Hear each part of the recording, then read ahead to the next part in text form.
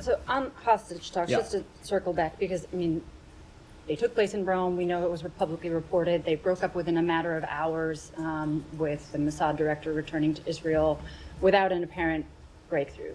I know you don't want to get into the nitty-gritty, but Hamas said that new conditions have been placed on the table by Israel. Is that inaccurate in your view? You are exactly right that I'm not going to get into the nitty-gritty and outline the details of these negotiations publicly.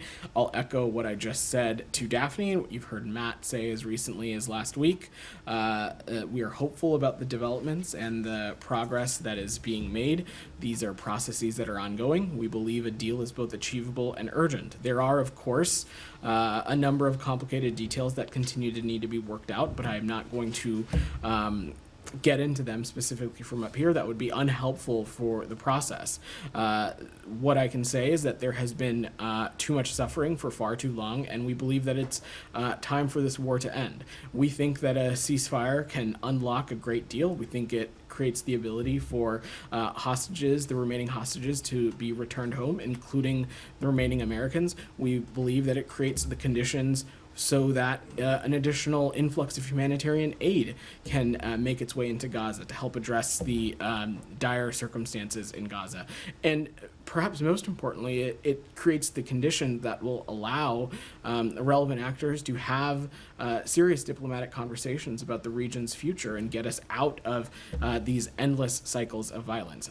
That's what we think is at stake, and that's what we're going to continue to work towards. But I know that there is a lot of interest in the details and the negotiations and the back and forth, and I'm just not going to get into those publicly. Sure, it's just for consistency, because sure, you and Matt and other U.S. officials have not hesitated to say when the ball is in Hamas's court. So I'm just wondering whose court the ball is in now. I mean, U.S. officials last week went to great lengths to stress how much they were dialing up the pressure on Prime Minister Netanyahu. The deal is closable, it needs to be closed, subject to some implementation issues.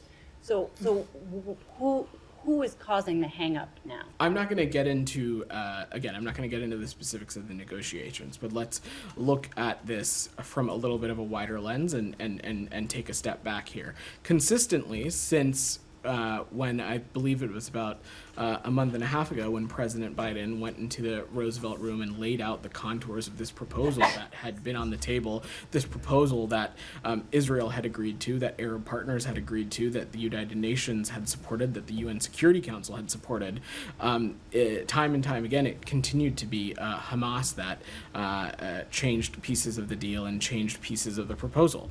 So this is a process that is ongoing, and we're going to continue to work through this process, and I'm not going to get into the specifics. Okay.